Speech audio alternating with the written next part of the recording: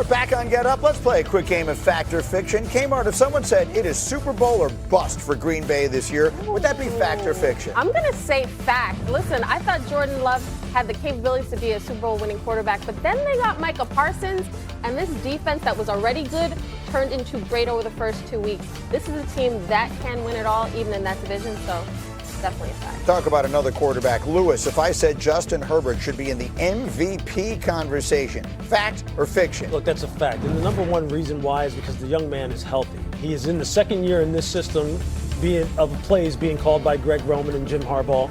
He has a much more diverse complement of wide receivers this year. I mean, you see Keenan Allen is back, Ladd McConkey looking as good as ever, and that guy, Quentin Johnston, going off. They haven't even unleashed their running game yet to really balance out this offense. This team is on the rise, and that guy is going to be someone you're going to hear about all season long. Another divisional game with Denver this week. Dominique, if I said Mike McDaniel's job is on the line this early, tomorrow night against the Bills, is that fact or fiction? I hate to say it, but I think it's fact. And I think that they can lose this game and him not lose his job. But if it's ugly as it was in week one, I think then he becomes kind of a dead man walking, and no one wants to have that around the organization. So I think, sadly, his job is already on the line. Very quickly, I mentioned earlier, can the fish save their coach's job? You need to correct me. Yeah, they're mammals. Dolphins are Live mammals. birth, they breathe To be air. very clear. Listen, Peter, I mean, a year ago, the Jets went to England and lost a game almost this early in the season. They had 2 wins at the time,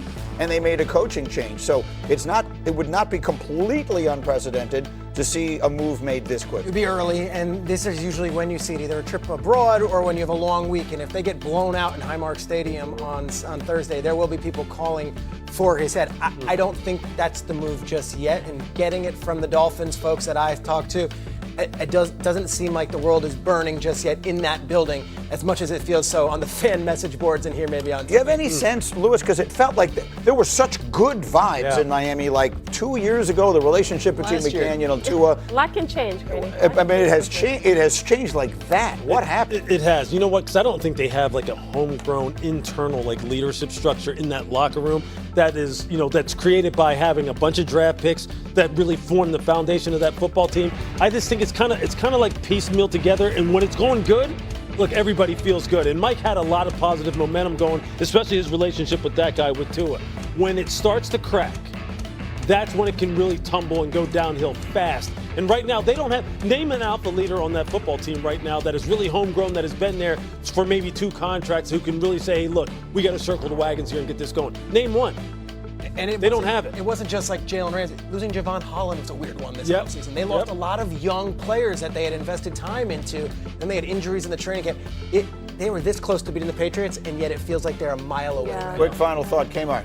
No, it's ugly. I mean, we've seen a lot of coaches go abroad and get fired. At some point, if he has lost the locker room, or if there's any doubt about whether he can right this ship, front offices move on from guys very quickly. So if it's not this week, they need to turn it around. I can tell you this, from having gone down there twice over the past couple of years to do games, they love Mike down there. Yeah. They really did. And quite honestly, it's easy to see. Exactly. Management, the people who really matter, who make the decisions.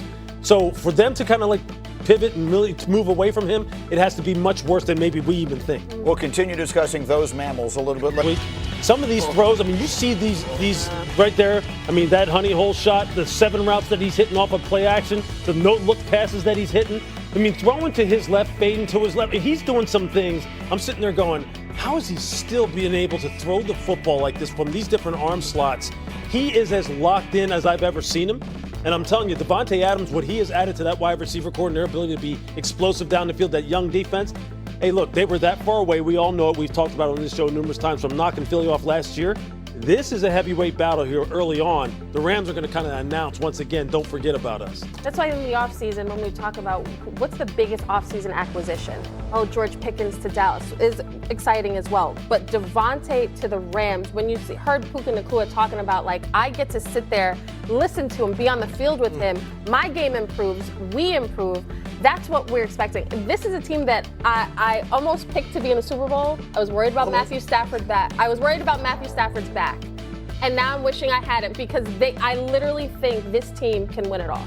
They've got the good defense, too. People don't associate them because those kids were so young last year. Yep. People will be reminded how good that defense is. Yeah, and they talk, which I appreciate also. Watching that defense play is really impressive. But I think the point that we started with, Matthew Stafford has a highlight film worth of throws just in the first 2 games this year. Yeah. Like, if you put together his best throws, you might think that he was the greatest quarterback to ever play the game. Some of those throws that he's making. All right, next up, Schrager Baum comes from Minnesota. What's up with the Vikings? I know everyone thought the sky was falling with J.J. McCarthy's injury news. I don't think the season is lost at all because J.J.'s down. He will come back. I also think Carson Wentz might be the perfect backup for J.J. McCarthy, and I think they could be just fine with Carson Wentz. My Schrager Baum is that the Vikings internally there, they feel very good right now. And Wentz had a really good few weeks leading up to this, and they feel really good handing the reins over to him. They play a fellow backup in Jake Browning this weekend. I think the Vikings are going to be okay and will hold serve while J.J. McCarthy is out. So here's the thing.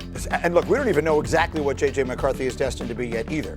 But a year ago when he got hurt and they turned, oh no, Sam Darnold, they're done, there would be nothing more unusual about Carson Wentz resurrecting himself playing for Kevin O'Connell than there was about Darnold a year ago. Yeah, and I think that veteran quarterbacks probably are more comfortable in the system with KOC, too. I think that some of the things that you have to learn, because the answers are going to be there. That's the way that we feel about those offense. Being comfortable about finding those answers is something that you would trust a veteran more than you would a first or second year quarterback. Yeah, I think, anybody who has played in that offense will tell you that that's the number one thing. You said the word answers, that this offense always does have answers. And I think for a guy like Carson Wentz, that's exactly what you want right now. Even though you are a veteran, you want to be able to go into a system and go, look, I don't have to go searching.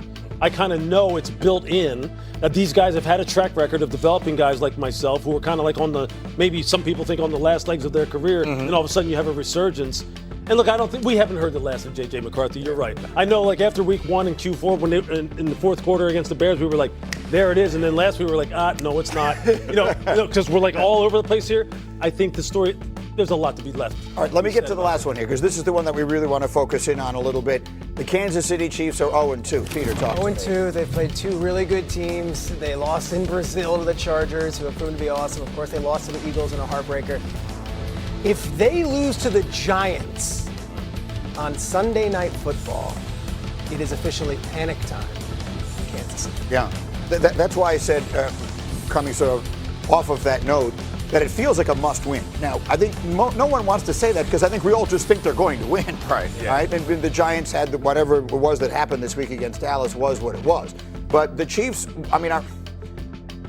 people want to say the dynasty is done. The concern about the Chiefs' offense.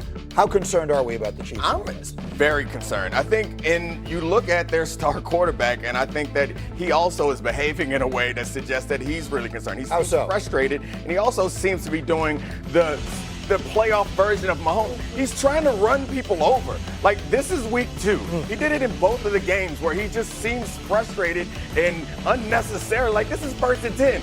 There's no reason to do that. Right. Get down. Him behaving in this way suggests to me that he's angry, and he's expressing that anger by doing things that are putting his body at risk and showing the rest of his team, like, help me. It looks like he doesn't trust. Well, it looks like he doesn't trust anybody to come to his aid. And we talk about all these